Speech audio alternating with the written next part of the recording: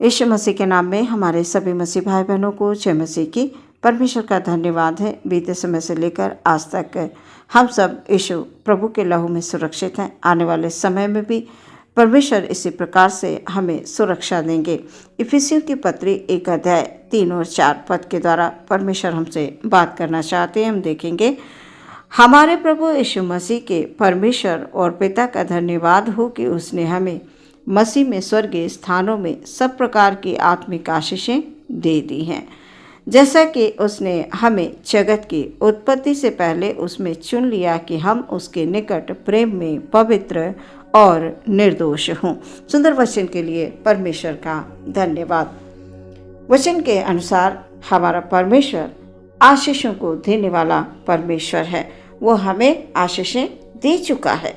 प्रियो, हम सब यीशु मसीह में चुन लिए गए हैं। प्रभु ने हमें आशीषें दे दी हैं।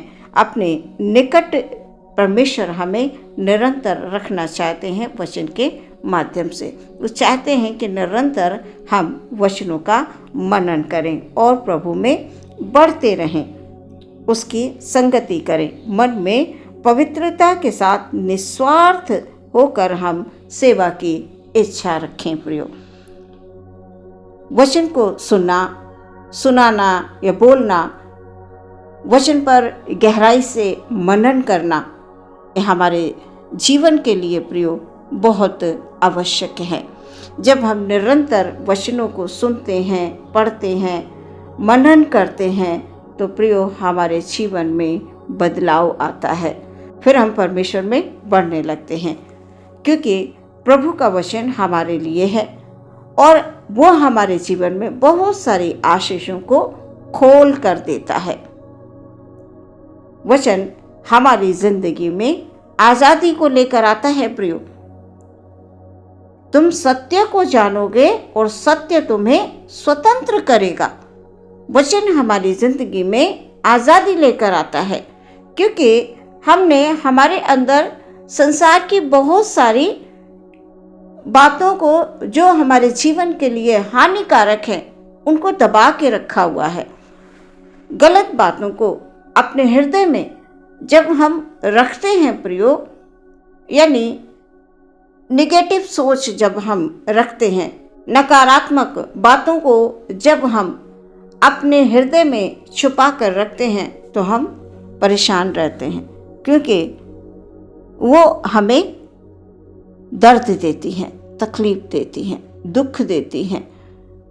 मन में गलत बातों को डालकर वो हमें तोड़ देना चाहती हैं। लेकिन जैसे ही प्रियो हम परमेश्वर के निकट आ जाते हैं, वचनों को पढ़ने लगते हैं, प्रभु को ग्रहण कर लेते हैं, सच्चे मन से हम परमेश्वर के पास आकर हम क्षमा मांगकर हम उससे कहते हैं, प्रभु जी मुझे रास्ता दिखाइए, मेरे हृदय के विचारों को शुद्ध कीजिए, मेरे अंदर से सारी बुरी बातों को निकालकर उसमें अपने वचन दे दीजिए।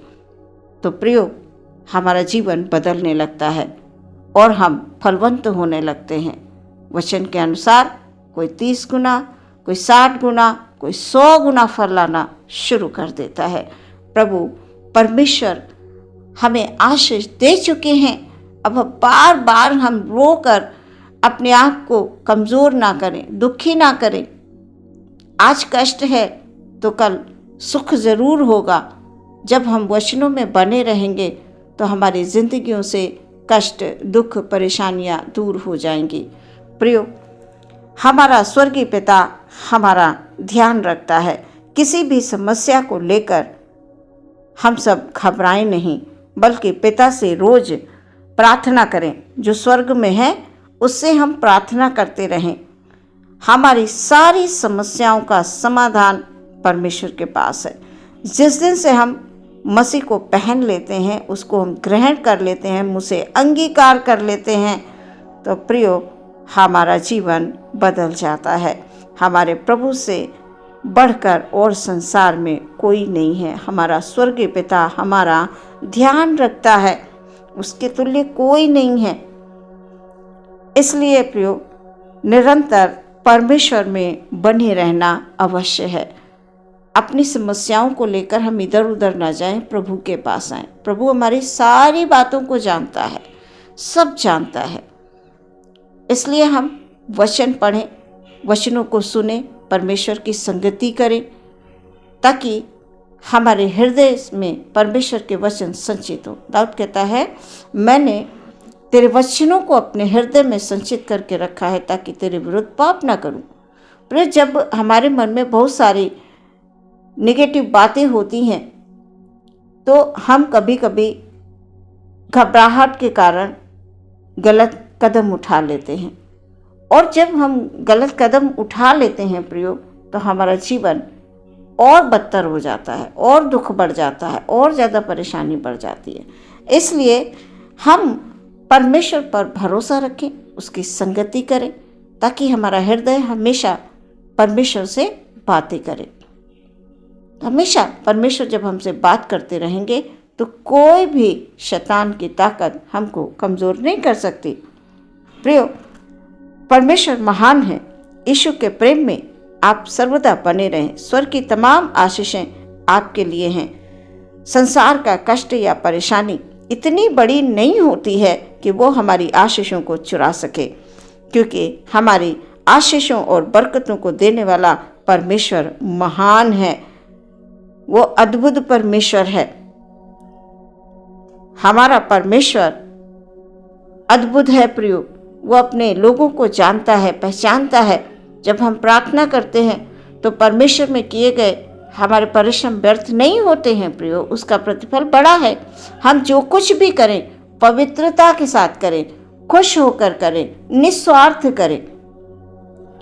जब हम अच्छे विचारों के साथ किन्हीं कामों को करते हैं, परमेश्वर में बने रहते हैं, तो प्रियो सच में शैतान की कोई भी ताकत आपको गिरा नहीं सकती। चाहे वो बीमारी हो, परेशानी हो, तकलीफें हो, समस्याएं हो, कुछ भी हो, आप कभी कमज़ोर नहीं पड़ेंगे। आज के वचन के द्वारा परमेश्वर आपको बहुतायत से आशीष दे और बरकत दे, और परमेश्वर आपके जीवन में एक बड़े प्रतिफल को लेकर आए। आमीन। हम प्रार्थना करेंगे। धन्यवाद, धन्यवाद, धन्यवाद, धन्यवाद। यीशु मसीह की जय हो, तारीफ हो परमेश्वर। Hallelujah, hallelujah, hallelujah. प्रभु जी, हम आपको धन्यवाद देते हैं हर एक भाई बहन के लिए, आपसे आशीष मांगते हैं पिता परमेश्वर। हालेलुया। यदि आज कोई बीमारी में है, बड़ी समस्या में है, बड़ी तकलीफ़ों में है, तो परमेश्वर आज का वचन उनके जीवन में हालेलुया, हालेलुया, आत्मा में शांति को लेकर आए। प्रभु जी हालेलुया, कि परमेश्वर पिता हमें आशीष दे चुके हैं। ये बात उनको खुदावंद हालेलुया, हालेलुया शांति दे, क्योंकि प्रभु में हम सब चुने गए हैं और परमेश्वर की दृष्टि सदैव हमारे ऊपर रहती है। इसलिए परमेश्वर मेरे हर एक भाई बहन को आपकी ओर से आशीष और आपकी ओर से शांति, आनंद मिलने के लिए हम प्रार्थना करते हैं। आदर, महिमा, सम्मान आपको देते हुए प्रार्थना यीशु मसीह के नाम से मांग लेते हैं। सुने ग्रहण करें पिता। आमीन।